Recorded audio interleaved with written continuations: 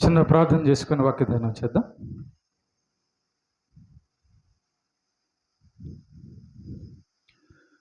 పరలోకమందున మా కన్న తండ్రి, ఈ యొక్క పవిత్రమైన పాదాలకు నమస్కారం తెలియచేస్తూ ఉన్నాం. మరొక దినాన్ని మాకు అనుగ్రహించినందుకు స్తోత్రాలు. చదవబోతున్నటువంటి ఒక లేఖన భాగంలో నుంచి మాతో మాట్లాడండి. వినగల చెవులు, గ్రహించగల మనస్సును దయచేయండి. నీ పక్షాన నీవు నిలబెట్టుకున్న నీ దాసునైనా నేను అల్పజ్ఞుడను, పాపిని, నిష్ప్రయోజకుడను. కేవలం నీ ప్రేమ, నీ కృపచేత నీవు నిలబెట్టావు. అభ్యంతరపరచ చూచే సాతాను, దురాత్మ, చీకటి శక్తుల ప్రభావాన్ని తొలగించండి. నీ కొరకు ఉన్నతంగా మేము భక్తి చేయనట్లుగా, నేర్చుకున్నట్లుగా మనస్సును దయచేయమని క్రీస్తు యేసు పేరిట ప్రార్థిస్తున్నాం తండ్రి, ఆమేన్. ప్రియమైన దేవుని పిల్లరా, ఈరోజు ఒక విషయాన్ని మనం నేర్చుకుందాం. అదేంటంటే, మనము నీతిమంతులము ఏ విధంగా అవుతాం. ఏమండి, మనము నీతిమంతులుగా ఏ విధంగా అవుతాం. చూడండి, ఈ లోకంలో డాక్టర్ అవ్వాలంటే పుట్టంగానే డాక్టర్ అవుతాడా? అవడు. కలెక్టర్ అవ్వాలంటే పుట్టంగానే అవుతాడా? అవడు. ఇంజనీరు, పోలీసు అవ్వాలంటే పుట్టంగానే అవుతారా? అవరు. కాబట్టి స్కూల్కి వెళ్ళాలి, పాఠాలు చదువుకోవాలి, బాగా చదువుకోవాలి, పరీక్షలు రాయాలి, ఆ పరీక్షల్లో పాస్ అవ్వాలి. అప్పుడు ఆ యొక్క డాక్టరు, ఇంజనీరు, పోలీసు, లాయరు అవుతారు.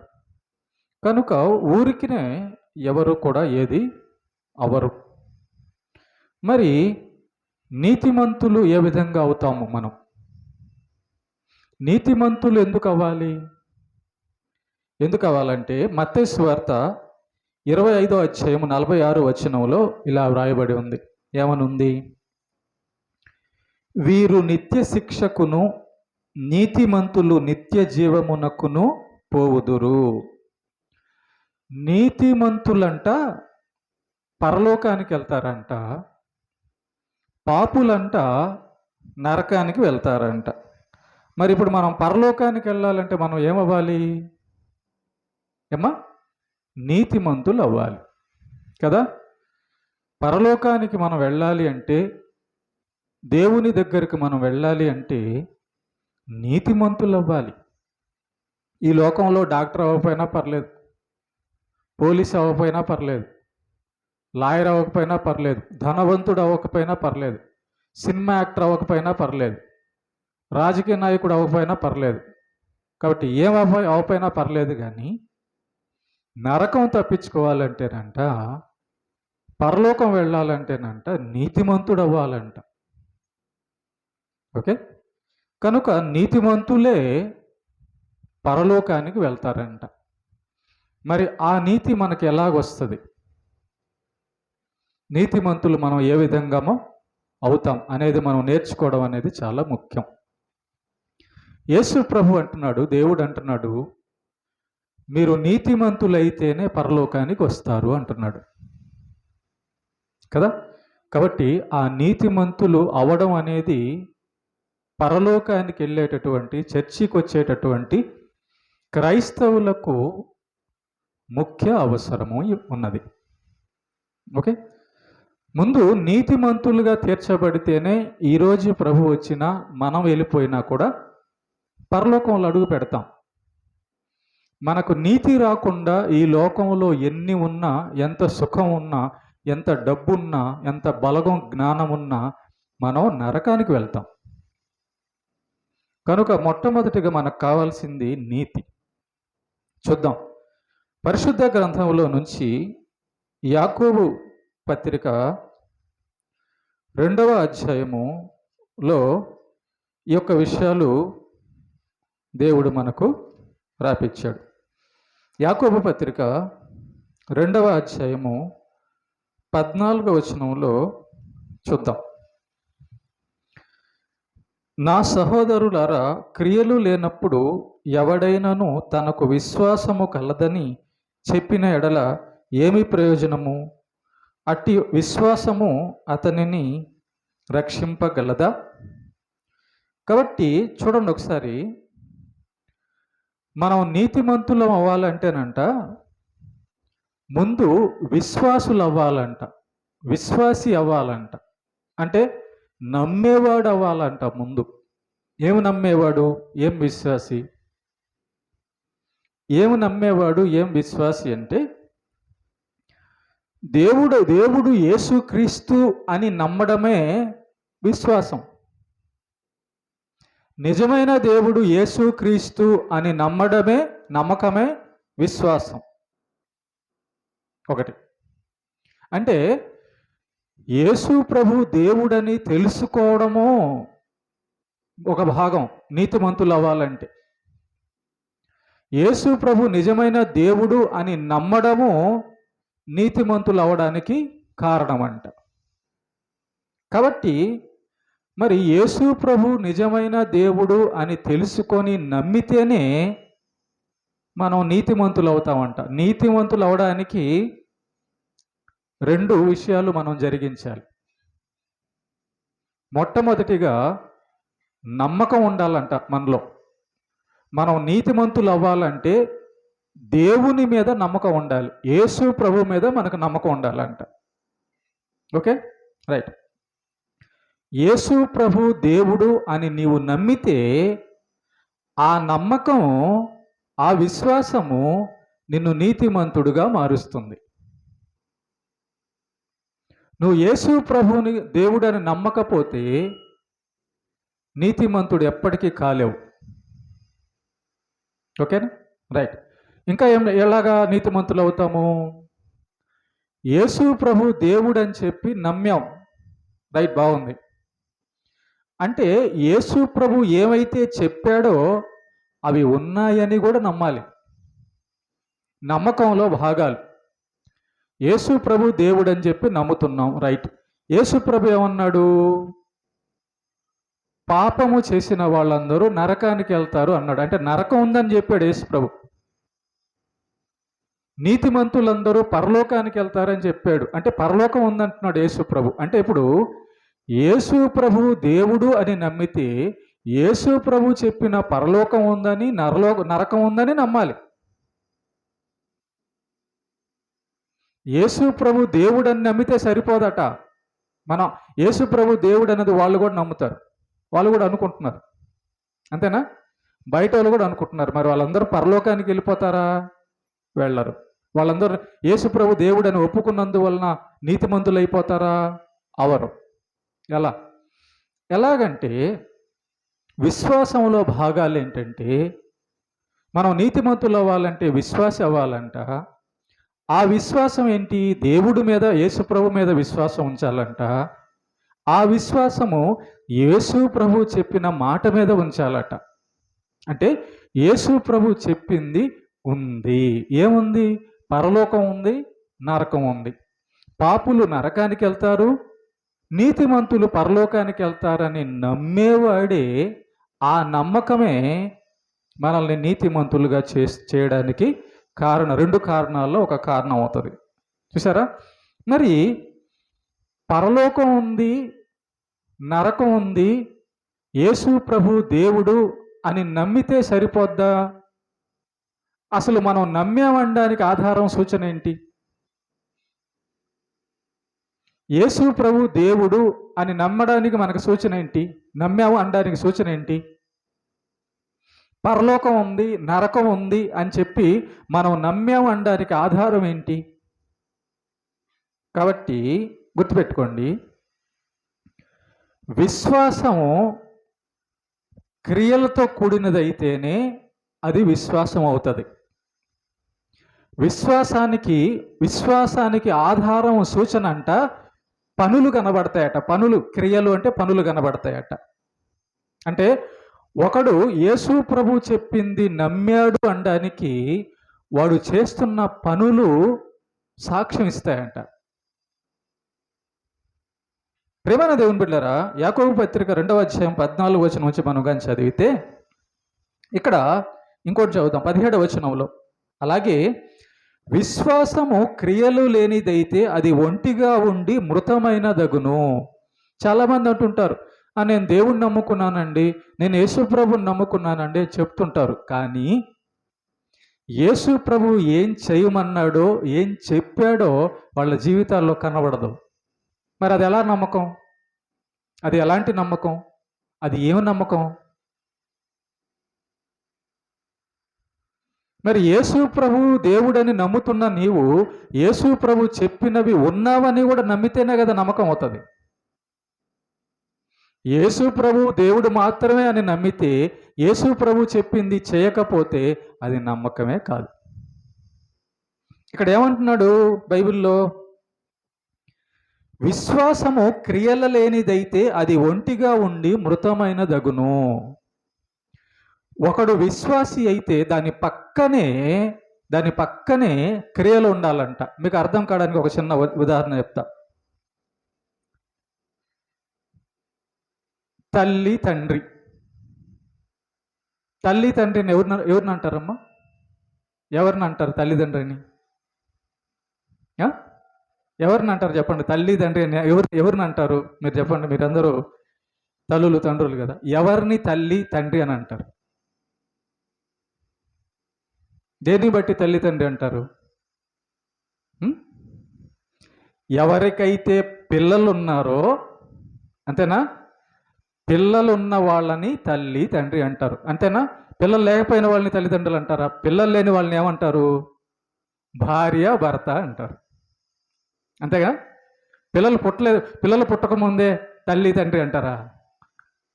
పిల్లోడు పుడితేనే తల్లి అవుతుంది, పిల్లోడు పుడితేనే తండ్రి అవుతాడు కదా. పిల్లలు లేకుండా నేను తండ్రి తల్లి అంటున్నారంటే అది అబద్ధం అని అర్థం కదా. అలాగే ఒకడు యేసు ప్రభువుని నమ్ముతుంటేనంట, ఆ నమ్మకం పక్కనే క్రియలు ఉంటాయంట. ఆ నమ్మకానికి ఫలం క్రియలు ఉంటాయంట. క్రియలు అంటే పనులు, విశ్వాస సంబంధమైన పనులు, దేవుని గూర్చిన విశ్వాస సంబంధమైన పనులు, దేవుడు చెప్పిన పనులు, దేవుడు యేసు ప్రభు చేయమన్న పనులు ఆ విశ్వాసానికి జాయింట్ అయి ఉంటుందంట. ఒకడు యేసు ప్రభుని నమ్మితే ఆ నమ్మిన వ్యక్తిలో క్రియలు కూడా ఉంటాయంట. నేను యేసు ప్రభుని నమ్మానని చెప్పి దేవుడు చెప్పినటువంటి చేయమన్నటువంటి పనులు నాలో లేకపోతే నేను అబద్ధికుడిగా ఉంటాను. కాబట్టి విశ్వాసము క్రియలు లేనిదైతే అది అబద్ధము, మృతము, లేనిదే అంటున్నాడు. కాబట్టి మనం నీతిమంతులుగా అవ్వాలంటే ఏం చెయ్యాలో, మొట్టమొదటిగా మనం విశ్వాసులం అవ్వాలంట. ఆ విశ్వాసము దేవుడు చెప్పిన పనులన్నీ మనలో కనబడాలంట. దేవుడు చెప్పిన పనులు మనలో కనబడుతుంటేనే మనం విశ్వాసులం అంట. ఓకేనా? కాబట్టి చూడండి, ఈ విశ్వాసము, ఈ పనులు, ఈ రెండు కలిస్తే దీని ప్రతిఫలమే నీతి. ఒక అతను మిమ్మల్ని పనిలోకి పిలిచాడు. ఎక్కడికి పిలిచాడమ్మా? పనికి పిలిచాడు. పనికి పిలిచినప్పుడు నువ్వు పనికి వెళ్ళేది దేనికోసం? డబ్బుల కోసం వెళ్తావు, అంతేనా? నువ్వు పనికి వెళ్ళి పని చేస్తే డబ్బులు వస్తాయి, అంతేనా? పనికి వెళ్ళావు, సాయంత్రం అయింది, నీ కూలి నీకు వస్తుంది, అవునా? ఇప్పుడు చూడండి, పనికి వెళ్ళినందువలన నీకు లాభంగా ఏమొచ్చింది? డబ్బులు వచ్చాయి, అంతే కదా. నువ్వు పనికి వెళ్ళినందువలన నీకు లాభం, దాని పని నీకేమి ఇచ్చింది? డబ్బులు ఇచ్చింది. ఇచ్చిందా లేదా? ఇస్తుంది. అలాగే మనం విశ్వాసులమైతే, మనం దేవుడు చెప్పిన పనులు చేస్తుంటే ఆ విశ్వాసానికి, ఆ పనికి దాంట్లో నుంచి వచ్చే ప్రతిఫలం ఏంటంట? నీతి అంట. చదువుదాం ఆ మాట చూస్తే మనం. చూడండి ఒకసారి 18వ వచనం. అయితే ఒకడు నీకు విశ్వాసం ఉన్నది, నాకు క్రియలు ఉన్నవని, క్రియలు లేకుండా నీ విశ్వాసం నాకు కనపరచుము, నేను నా క్రియల చేత నా విశ్వాసము నీకు కనపరుతునని చెప్పును. ప్రేమ దేవుని బిడ్డలారా, గుర్తుపెట్టుకోండి, ఎవరైనా నేను దేవుణ్ణి నమ్ముతున్నాను అని అంటే, దేవుణ్ణి నమ్ముతున్నావు అనడానికి ఆధారం ఏంటి? ఒకడు నీతో చెప్పాడు నేను దేవుణ్ణి నమ్ముతున్నాను అన్నాడు. మరి నువ్వు దేవుణ్ణి నమ్ముతున్నావు అనడానికి ఆధారం ఏంటి? నువ్వు మందిరానికి వెళ్ళకపోతే, బైబిల్ చదవకపోతే, ప్రార్థన చేయకపోతే, పరిశుద్ధంగా ఉండకపోతే, పరలోకానికి సిద్ధపడకపోతే ఏమని నమ్మాలి నిన్ను? నువ్వు విశ్వాసి అనగానే. కాబట్టి దేవుడు ఇక్కడ ఏం చెప్తున్నాడంటే, నీ విశ్వాసము, నీలో విశ్వాసం ఉందంటే పనులు కనబడతాయంట. పరలోకానికి వెళ్ళే పనులు, దేవుడు చెప్పిన పనులు మనలో కనబడితేనే అప్పుడు మనం విశ్వాసులం అట. అంటే మన విశ్వాసం, మన లోపల ఉన్న విశ్వాసము మన చేత దేవుని కార్యాలు, దేవుడు చెప్పిన పనులు చేపిస్తుందట. లోపల ఉన్న విశ్వాసము, మన లోపల విశ్వాసం ఉంటే ఆ విశ్వాసం మనల్ని ఏం చేపిస్తుందట? మన చేత బైబిల్ చదివిస్తుందట. ఎందుకు? నమ్మకం కాబట్టి, నిజం కాబట్టి. ప్రార్థన చేపిస్తుందట. ఎందుకు? లోపల విశ్వాసం ఉంది కాబట్టి. మనల్ని మందిరానికి నడిపిస్తుందట. ఎందుకు? లోపల విశ్వాసం ఉంది కాబట్టి. మనల్ని పాపానికి దూరంగా ఉంచుతుందంట. ఎందుకు? నరకం ఉందనే నమ్మకం ఉంది కాబట్టి. చూసారా? కాబట్టి మన లోపల విశ్వాసం ఉంటే ఆ విశ్వాసము మన చేత పని చేపిస్తుందట.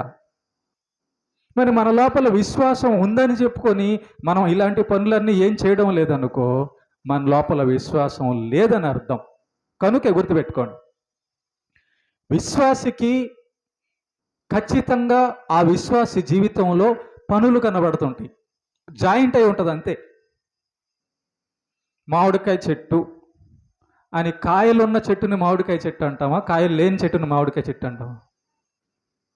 అమ్మా, మామిడి చెట్టు అంటే మామిడి ఆకులా? కాయలు ఉంటేనే మామిడి చెట్టు. అది కాయలు పుడితేనే కదా, ఫలం వస్తేనే.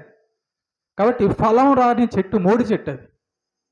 అలాగే విశ్వాసం, మనలో విశ్వాసం ఉందనడానికి మన లోపల విశ్వాసం ఉంటే అది పనిచేస్తుందండి. విశ్వాసం పనిచేస్తుంది.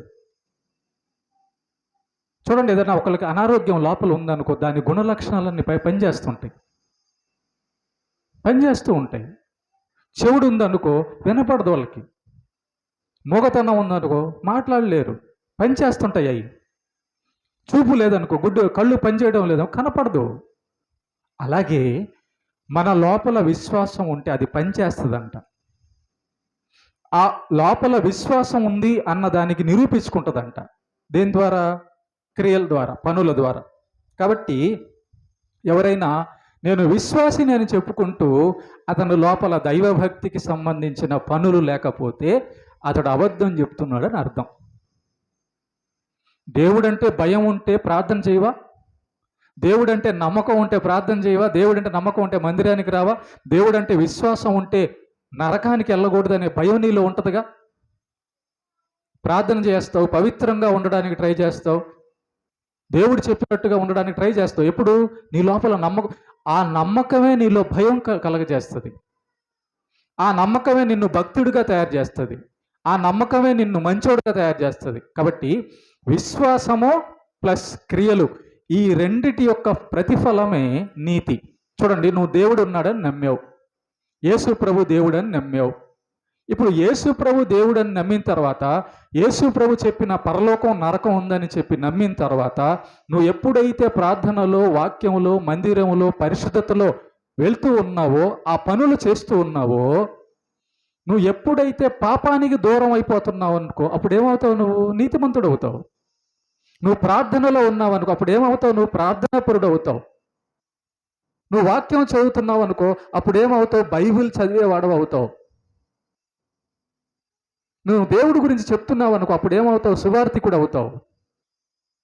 నువ్వు దేవుడి గురించి పనిచేయాలి అనుకుంటున్నావు అనుకో, దేవుడి సేవకుడు అవుతావు. కాబట్టి లోపల మనకు విశ్వాసం ఉంటే ఆ విశ్వాసం మన చేత పని చేపిస్తుంది. ఆ పని తర్వాత జీతం ఏంటి? ఆ పనికి ప్రతిఫలం ఏంటంటే నీతి. ఒకటి నమ్మకం, ఆ నమ్మకం మన చేత పని చేపించే పని, ఆ విశ్వాసం, ఆ నమ్మకం, ఆ పని వలన మనల్ని దేవుడు నీతిమంతుడు అని తీరుస్తాడు. నువ్వు అబద్ధాలు మానేసేవనుకో విశ్వాసం ద్వారా, నువ్వు చెడు బూతులు మానేసేవనుకో విశ్వాసం ద్వారా, నువ్వు పాపం మానేసేవనుకో విశ్వాసం ద్వారా, అప్పుడు నువ్వు ఎలా ఉంటావు? మంచోడుగా ఉంటావు. చూడండి, తాగుబోతులు ఉంటారు. అయ్యా నేను దేవుడిని నమ్ముకున్నాను, ఇక మానేశానంటే వాడి జీవితం ఎలా ఉంటుంది? మారిపోయి ఉంటుంది, కనబడుతుంది అన్నమాట.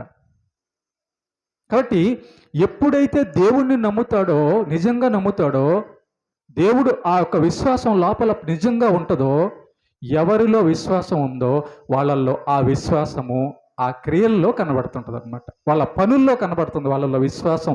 దేవుడంటే భయము, దేవుడంటే నమ్మకం ఉందన్నది వాళ్ళల్లో ఖచ్చితంగా కనబడుతుంది. కాబట్టి మనలో విశ్వాసం ఉంటే మనం పనులు చేస్తుంటాము. మనం చేసే పనుల వలన మనల్ని నీతిమంతుడు అంటాడు దేవుడు. నువ్వు ప్రార్థన చేస్తున్నావు అనుకో, నువ్వు వాక్యం చదువుతున్నావు అనుకో, నువ్వు పాపం మానేసావనుకో, నువ్వు బైబిల్ మందిరానికి వస్తున్నావు అనుకో, దేవుడు నిన్నేమని పిలుస్తాడు? నీతిమంతుడు అని పిలుస్తాడు. నువ్వు చదివి డాక్టర్ అయ్యి డాక్టర్ కోర్స్ అంతా పూర్తి చేసావనుకో, అందరు నిన్నేమంటారు? డాక్టర్ అంటారు. నువ్వు పోలీస్ చదివావనుకో, దాంట్లో డ్యూటీ పని వచ్చిందని, ఉద్యోగం వచ్చిందనుకో పోలీస్ అంటారు. నువ్వు ఇంజనీర్ చదివావనుకో, అదంతా నేర్చుకొని అయ్యావనుకో ఇంజనీర్ అంటారు. మరి నీతిమంతుడు అని ఎప్పుడు అంటారు నిన్ను? మనల్ని ఎప్పుడు అంటారు? దేవుడు చెప్పినవన్నీ మనం చేస్తుంటే మనల్ని నీతిమంతులు అంటారు. మనం దేవుడు చెప్పినవి చేస్తుంటే దేవుడు మనల్ని నీతిమంతుడు అంటాడు. కాబట్టి మనం నీతిమంతుడు అని కనబరుచుకునేటటువంటి పనులు విశ్వాసం ద్వారా వచ్చే పని. దీనికి ఉదాహరణగా బైబిల్లో అబ్రహాము గురించి చెప్పబడింది. చూడండి 21వ వచనంలో, మన పితరుడైన అబ్రహాము తన కుమారుడైన ఇస్సాకును బలిపీఠము మీద అర్పించినప్పుడు అతడు క్రియల వలన నీతిమంతుడని తీర్పు పొందలేదా అన్నాడు. చూడండి, అబ్రహాముని దేవుడు నీతిమంతుడు అన్నాడు, దానియేలుని దేవుడు నీతిమంతుడు అన్నాడు, నోవహుని దేవుడు నీతిమంతుడు అన్నాడు, యోబును దేవుడు నీతిమంతుడు అన్నాడు. దేన్ని బట్టి? బాప్తిస్మిచ్చి యోహాన్ని దేవుడు నీతిమంతుడు అన్నాడు. దేన్ని బట్టి? పుట్టంగానే అబ్రహామును నీతిమంతుడు అనలేదు, పుట్టంగానే నోవాహుని దేవుడు నీతిమంతుడు అనలేదు, పుట్టంగానే దేవుడు వెళ్ళి నీతిమంతుడు. పరిశుద్ధులే, పుట్టంగానే పరిశుద్ధులే, దేవుడు చేసిన క్రియ. కానీ పెరిగే కొద్దీ, వయసు వచ్చే కొద్దీ ఎన్నో పాపాలు చేసిన పాపులు అవుతాం మనం. మరి అలా మనం పాపం చేసినప్పుడు మనం నీతిమంతులు ఎట్లా అవుతాం? అవం. మరి వీళ్ళందరూ నీతిమంతులు ఎట్లా అయ్యారు అంటే, అబ్రహాము గురించి మనం కానీ తీసుకుంటే, అబ్రహాము నీతిమంతుడు ఎలా అయ్యాడు? ఇక్కడ ఏమని చెప్తుందంటే, అబ్రహాము 23వ వచనంలో 22, విశ్వాసము అతని క్రియలతో కూడి కార్యసిద్ధి కలుగ చేసిన నీవు క్రియల మూలముగా అతని విశ్వాసము పరిపూర్ణమైనదని గ్రహించుచున్నాము. చూసారా, అబ్రహాము దేవుణ్ణి నమ్మాడనడానికి ఆధారం ఏంటి? దేవుడి యొక్క మాట వింటున్నాడు, దేవుడి యొక్క మాట చేస్తున్నాడు. కాబట్టి అబ్రహాముని దేవుడు నీతిమంతుడు అన్నాడు. ఎలా అబ్రహాముని నీతిమంతుడని దేవుడు తీర్చాడంటే, అబ్రహాముని అడిగాడు దేవుడు. ఏమని అడిగాడు? అబ్రహాము, చెప్పు ప్రభువా, నీ యొక్క కుమారుణ్ణి నాకు బలిగా ఇస్తావా అన్నాడు దేవుడు. ఒకవేళ అబ్రహాముకి ఏదన్నా డౌట్ ఉంటే, అబ్రహాము విశ్వాసంలో ఏదన్నా తేడా ఉంటే, దేవుడు చెప్పింది అబ్రహాము చేసేవాడు కాదు. దేవుడు చెప్పింది అబ్రహాము చేశాడు. ఏం చేశాడు? ఎలా చేశాడు? ఎందుకు చేశాడు అంటే, అబ్రహాము దేవునిని నమ్మాను అని ఇక్కడ ఉంది. అబ్రహాములో ఉన్న నమ్మకం అబ్రహాము చేత పని చేపించింది. ఏం పని చేపించింది? ఏం తెలియచేసింది? అబ్రహాములో ఉన్న విశ్వాసం అబ్రహాము కంటే, దేవుడు చనిపోయిన వారిని కూడా లేపగలడు. అది విశ్వాసం. అబ్రహాముకున్న విశ్వాసం ఏంటంటే, దేవుడు చనిపోయిన వారిని కూడా లేపగలడు, దేవుడు సర్వశక్తిమంతుడు, దేవుడు సృష్టికర్త అని దేవుని గురించిన శక్తి, జ్ఞానము, ఆయన గొప్పతనము అంతా కూడా అబ్రహాము నమ్మాడు కాబట్టి ఒకవేళ నా కుమారుణ్ణి బలిగా ఇచ్చిన దేవుడు తిరిగి నా కుమారుణ్ణి లేపుతాడు, లేపగలడు అని నమ్మాడంట అబ్రహాము. ఉత్తగా హృదయంలో నమ్మాడా? పనుల ద్వారా చూపించాడు. ఏం చేశాడు? ఇస్సాకును తీసుకున్నాడు, కొండ దగ్గరికి వెళ్ళాడు, చేతులు కట్టేశాడు, కట్లు పేర్చాడు, ఆ కట్లు మీద ఇస్సాకును పెట్టాడు. పెట్టి కత్తి తీసుకొని ఇస్సాకుని బలిగా అర్పించబోయే టైంలో అప్పుడు దేవుడు మాట్లాడాడు. అప్పుడు దాకా దేవుడు మాట్లాడలా. అప్పుడు అబ్రహాము, ఆగు, నువ్వు నన్ను నమ్ముతున్నావని దీని వలన రుజువైంది. దేని వలన? నువ్వు చేసిన పని వలన. ఏం పని చేసావు? ఒక్కగానొక్క కుమారుణ్ణి నాకు బలిగా అర్పించడానికి కొండ దగ్గర తీసుకెళ్ళావు, కట్టావు, కట్లు పేర్చావు, ఆ కట్ల మీద అతన్ని పెట్టావు, చంపడానికి బలి అర్పించడానికి రెడీ అయ్యావు. అంటే ఇన్ని పనులు ఈ పనులు చేసినందువలన నీ లోపల నాపై నమ్మకం ఉందనేది కనబడింది నాకు. కాబట్టి నువ్వు నా ఎడల నమ్మకం కలిగి పని చేసావు కాబట్టి నమ్మకం, ఆ పని ఈక్వల్ టు నీకు నీతి ఇస్తున్నాను అన్నాడు. ఆ నీ నమ్మకానికి, నువ్వు చేసిన పనికి నేను నీతిమంతుడు అనే బిరుదు, అనే టైటిల్ ఇస్తున్నాను అన్నాడు అబ్రహాముతో. కాబట్టి ప్రేమని దేవుని బిడ్డారా, బైబిల్లో ఉన్న భక్తులందరినీ మనం గమనిస్తే వాళ్ళు చేసిన పనులు, ఆ పనులు వాళ్ళని నీతిమంతులుగా చూపిస్తున్నాయి. అర్థమవుతుందా? వాళ్ళు చేసే పనులు వాళ్ళని నీతిమంతులుగా చూపిస్తున్నాయి. వాళ్ళు చేసే పనులు వాళ్ళ లోపల విశ్వాసాన్ని చూపిస్తూ ఉన్నాయి. కాబట్టి విశ్వాసం ఉంటే ఖచ్చితంగా పనులు ఉంటాయి. పనులు లేకపోతే విశ్వాసం లేనట్టే. విశ్వాసం పని ఈక్వల్ టు నీతి. చెట్టు, దాంట్లోంచి కాయలు రావాలి.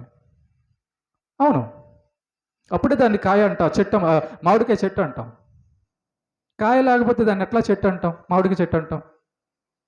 నిమ్మకాయలు లేకపోతే నిమ్మకాయ చెట్లు ఎట్లా అంటాం? జాంకాయలు లేకపోతే జాంకాయ చెట్టు అని ఎట్లా అంటాం? అది మోడి చెట్టు అవుతుంది, కాయలు లేని చెట్టు అవుతుంది అది. కాబట్టి కాయలు లేకపోతే ఆ పేరు దానికి రాదు. జామకాయలు ఉన్నాయి కాబట్టి జామకాయ చెట్టు, మామిడికాయలు ఉన్నాయి కాబట్టి మామిడికాయ చెట్టు. మామిడికాయ లేదు, జాంకాయ లేదు అనుకో, ఇదేం చెట్టురా? మామిడికాయ కాయడం లేదు, జాంకాయ కాయడం లేదు. ఏం చెట్టు ఇది? ఏం చెట్టు? కాయలు లేని చెట్టు. కాబట్టి విశ్వాసము ఉంటే ఆ విశ్వాసము క్రియల్లో కనబడుతుంది, పనుల్లో కనబడుతుంది. ఆ పనుల యొక్క బిరుదు, ఆ పనుల యొక్క పేరు, సూచన నీతి. అందుకే దేవుడు అబ్రహామును నీతిమంతుడు అన్నాడు. అంటే నేను చెప్పింది చేశాడు, నేను చెప్పింది నమ్మాడు కాబట్టి అతనికి నేను నీతిమంతుడు అని బిరుదిస్తున్నా అని ఈ యొక్క యాకోబు పత్రికలో మనం చూస్తూ ఉన్నాం. కాబట్టి ప్రేమైన దేవుని బిడ్డలారా, మనుష్యుడు 24వ వచనం, మనుష్యుడు విశ్వాస మూలమున మాత్రమే కాక క్రియల మూలమునను నీతిమంతుడు ఎంచబడునని మీరు దీని వలన గ్రహించిదిరి. యేసు ప్రభు పక్కన ఇద్దరు సిలువ వేయబడ్డారు. యేసు ప్రభు పక్కన ఇద్దరు సిలువ వేయబడ్డారు. ఆ సిలువ వేయబడిన వాళ్ళల్లో ఒకడు, ప్రభువా, నీవు పరలోకం నుంచి వచ్చావని, దేవుని కుమారుడవని, నువ్వు మళ్ళా తిరిగి రాబోతున్నావని, నువ్వు నీతిమంతుడవని, పరిశుద్ధుడవని నేను నమ్ముతున్నాను అని మనసులో అనుకోలా. మనసులో అనుకొని బయటికి చెప్పాడు, పక్కనోడికి కూడా చెప్పాడు. అంటే వాళ్ళ లోపల ఉన్న విశ్వాసం కనబడింది బయటికి అన్నమాట. ఆ దొంగ, సిలువలో వేలాడుతున్న ఆ దొంగ లోపల ఉన్న విశ్వాసం, యేసు ప్రభు మీద ఉన్న విశ్వాసము, అది బయటికి చూపించాడు. ప్రభుతో అన్నాడు, అయ్యా, నీ రాజ్యంలో నువ్వు వచ్చేటప్పుడు నన్ను జ్ఞాపకం చేసుకో.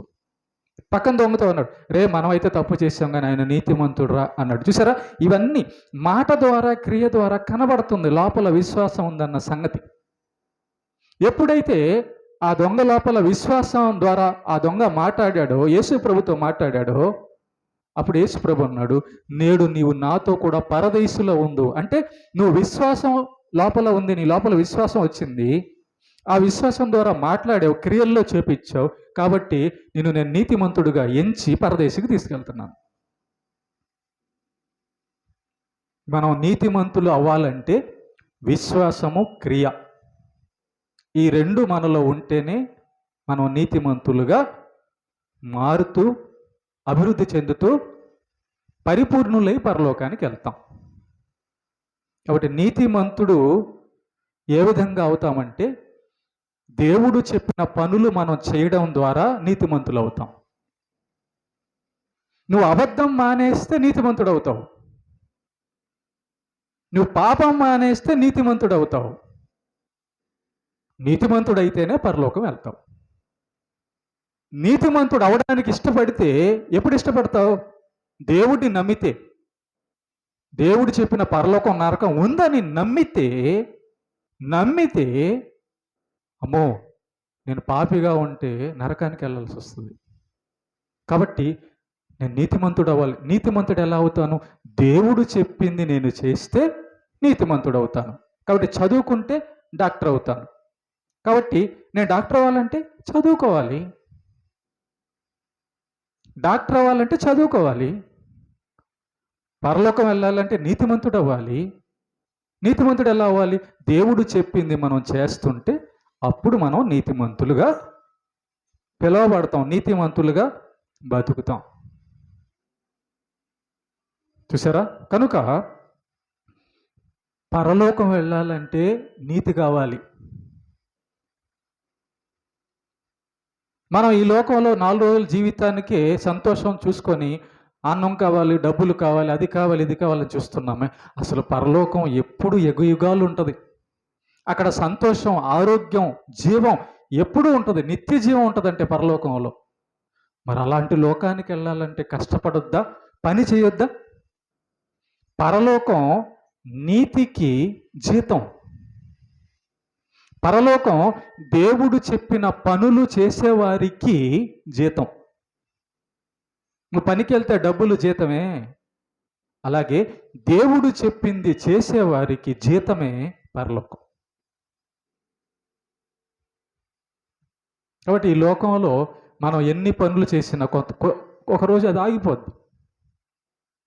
ఆ పని మనం ఆపేస్తాం. మనల్ని దేవుడు తీసుకెళ్ళిపోయినప్పుడు ఆ పని ఆగిపోద్ది. కానీ దేవుడు ఉండే పరలోకం ఎప్పటికీ శాశ్వతంగా ఉండే లోకం. అలాగే నరకం కూడా శాశ్వతంగా ఉండే లోకం అండి.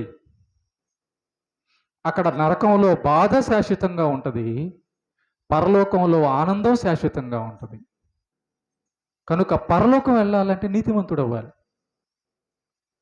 పరలోకం వెళ్ళాలంటే విశ్వాసి అవ్వాలి. పరలోకం వెళ్ళాలంటే విశ్వాసం మనలో ఉంటే ఆ పరలోకానికి వెళ్ళడానికి సిద్ధపాటు మనలో ఉంటుంది. నీతిమంతులని ఎవరిని అంటున్నాడు? ప్రార్థన, ముమ్మారు ప్రార్థన చేస్తూ పవిత్రంగా ఉన్నాడు కాబట్టి దానియేలుని నీతిమంతుడు అన్నాడు. అబ్రహాముని ఎందుకు నీతిమంతుడు అన్నాడు? దేవుడు చెప్పింది నమ్మి చేశాడు కాబట్టి నీతిమంతుడు అన్నాడు దేవుడు. కాబట్టి దేవుడు ఆయన కృప ద్వారా మనల్ని నీతిమంతుడుగా, ఆయన కార్యాల ద్వారా, ఆయన విశ్వాసం ద్వారా దేవుడు మనల్ని నీతిమంతుడుగా ఎంచుతాడు. కాబట్టి మనం నీతిమంతులు అవ్వాలనే ప్రయత్నం లేకుండా ఈ లోకంలో ఏం చేస్తున్నాం? మనల్ని డబ్బు పరలోకం తీసుకెళ్తుందా? మన ఇంట్లో వాళ్ళు మనల్ని పరలోకం తీసుకెళ్తారా? మన అందం, బలం, చదువు, ఉద్యోగం మనల్ని పరలోకం తీసుకెళ్తాయా? కాలం అయిపోతుందండి. పుట్టినప్పుడు ఎంత నీ వయసు, ఈరోజు ఎంత నీ వయసు, ఎన్ని సంవత్సరాలు అయిపోయాయి, ఎన్ని సంవత్సరాలు ఉన్నాయి ఆలోచించుకోవా? పోయిన వారం చర్చిలో ఉన్నవాడు ఈ వారం లేరు.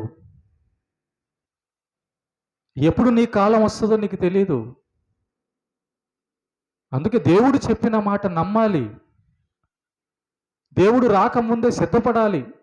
మన కాలం రాకముందే సిద్ధపడాలి. ఎలాగా? నీతిమంతుడిగా సిద్ధపడాలి. అలా కాకుండా ఈ లోకంలో ఈ శరీరం ఒకటి ఉంది కదా, ఇలాగే గడుస్తుందని కదా అని నువ్వు జీవితం గడిపేస్తుంటే ఒకరోజు నీ కాలం అయిపోద్ది. దేవుడిచ్చిన ప్రతి మనిషికి కాలం ఇచ్చాడు దేవుడు.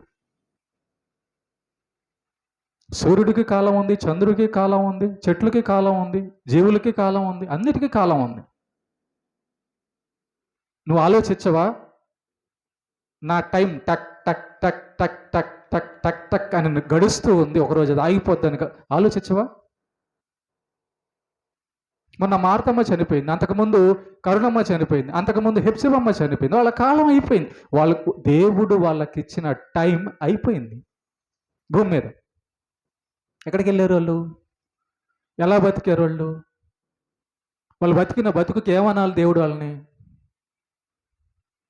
వాళ్ళు బతికిన బతుకుకి పరలోకంలో ఉంచాలా, నరకంలో ఉంచాలా? అది ముందే మనం డిసైడ్ చేసుకోవాలి. ఈ లోకంలో బతికుండంగానే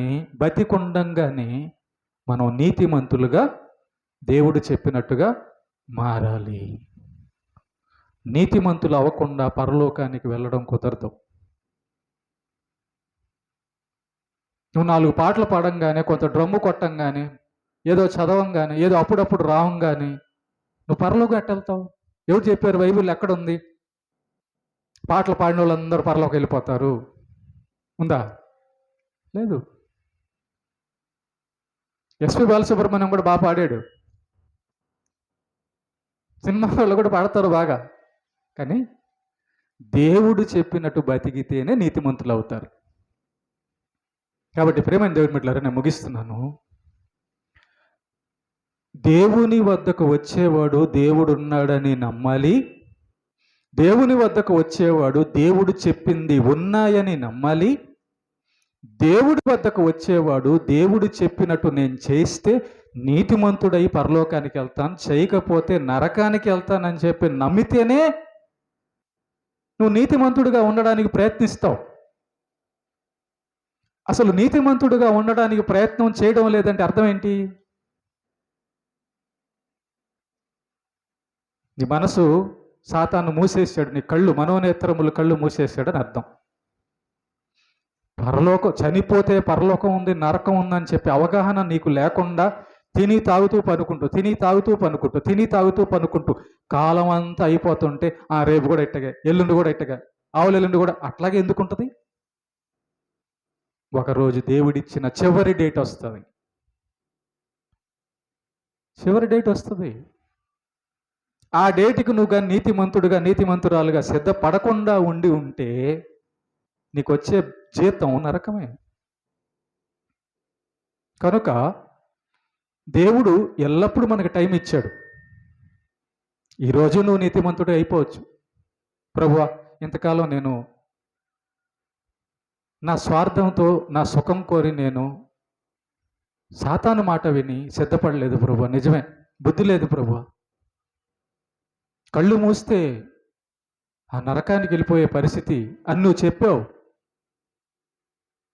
కనుక ఇంతకాలం నేను ఇలా బతికాను, నన్ను క్షమించు, నేను ఇక్కడి నుంచి నువ్వు చెప్పినట్లు బతుకుతాను అని నువ్వు కానీ మారు మనసు పొంది తీసుకుంటే, మారు మనసు చూసి దేవుడు నిన్ను నీతిమంతుడని ఎంచుతాడు. ఎందుకంటే సిద్ధపడుతున్నావు, నేను మంచోడుగా బతకాలని సిద్ధపడుతున్నావు. ఆ ప్రయత్నం దేవుడు నిన్ను నీతిమంతుడిగా ఎంచడానికి అవకాశం ఉంది. కాబట్టి ప్రయత్నం చేసావనుకో, ఎన్నో కార్యాలు. ఒకరోజు మాటల్లో తప్పు లేకుండా చూసుకో, ఒకరోజు చేతల్లో తప్పు లేకుండా చూసుకో, ఒకరోజు చేతులు వెళ్ళే దాంట్లో తప్పు లేకుండా చూసుకో. ఇలా ఒక్కొక్కటిగా మనం దేవుడు చెప్పినటువంటి ఆ యొక్క జీవితాన్ని సిద్ధం చేసుకోవడమే మనకి పరలోకపు అర్హత, నీతి.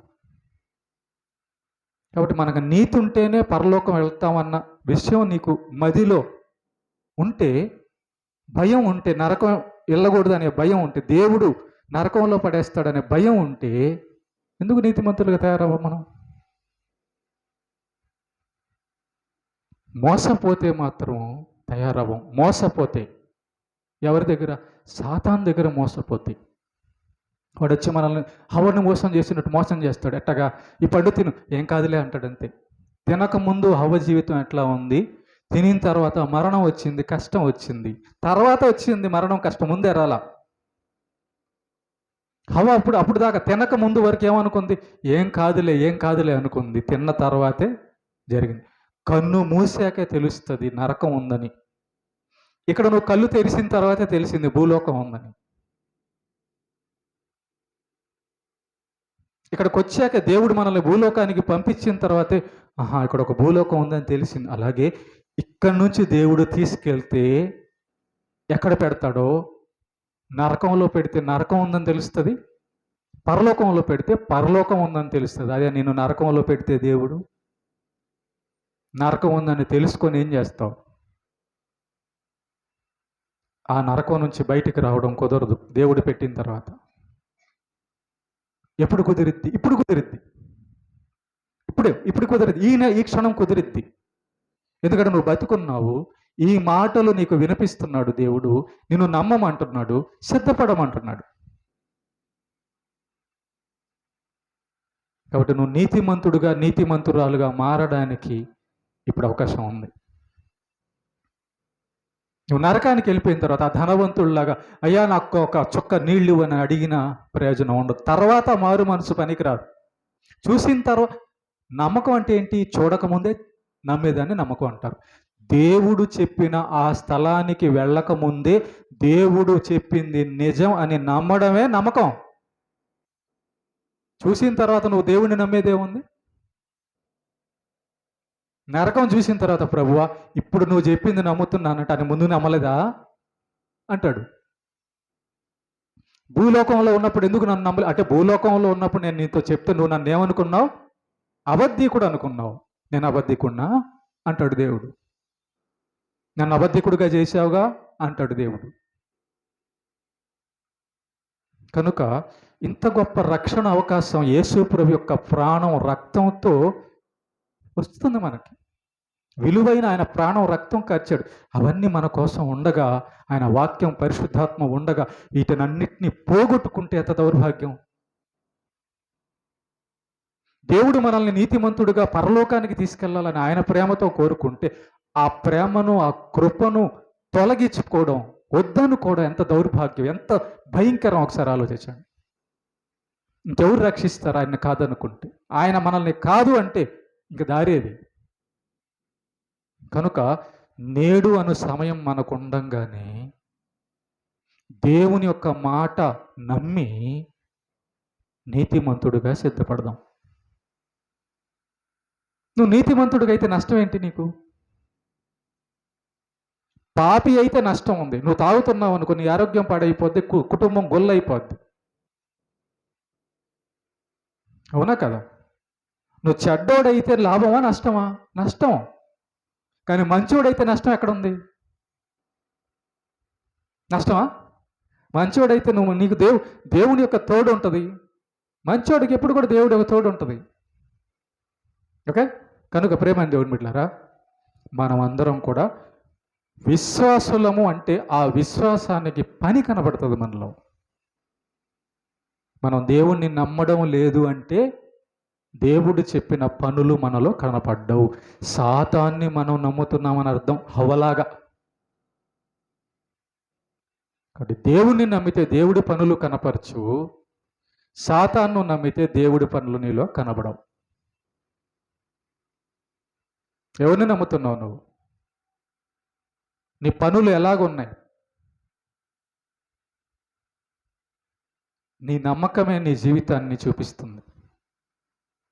నీ ఆలోచనలే నీ జీవితం ఎలాగుందో చూపిస్తుంది.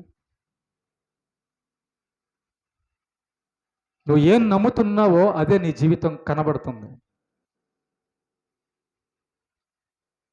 దేవుడు చెప్పిన మాట సత్యం. 0 అక్షరం కూడా పొల్లుపోదు బైబిల్లో నుండి. ఖచ్చితంగా జరుగుతుంది. యేసు ప్రభు వచ్చినప్పుడంట గుండెలు కొట్టుకుంటారట ఆయన నమ్మని వాళ్ళందరూ. అయ్యో అయ్యో ప్రభువా ప్రభువా, మాకెంతో సార్లు చెప్పారయ్యా, పాస్టర్లు చెప్పారు, చర్చిలో చెప్పారు, మేము నమ్మలేదు. గుండెలు కొట్టుకుంటారట. నువ్వు గుండెలు కొట్టుకో, నరకానికి వెళ్ళి గుండు కొట్టుకో, వదలడు దేవుడు. ఓకే? కనుక ప్రేమ కలిగిన దేవుడు అవకాశం ఇస్తున్నప్పుడు మనం ఎందుకు వదులుకోవాలి? ఎంత ప్రేమ చూడండి. దేవుడు మన కోసం ప్రాణం పెట్టాడు కదా, నరకం తప్పించడానికి ప్రాణం పెట్టాడు. ఓకే? ఆ పరలోకాన్ని పొందుతాం, దేవుడిని నమ్ముదాం, దేవుడు చెప్పినట్టు బతుకుదాం, నీతిమంతులుగా బతకడానికి ప్రయత్నం చేద్దాం. దేవుడు అట్టి కృపను, అట్టి శక్తిని మనకు అనుగ్రహించునుగాక. ఆమేన్.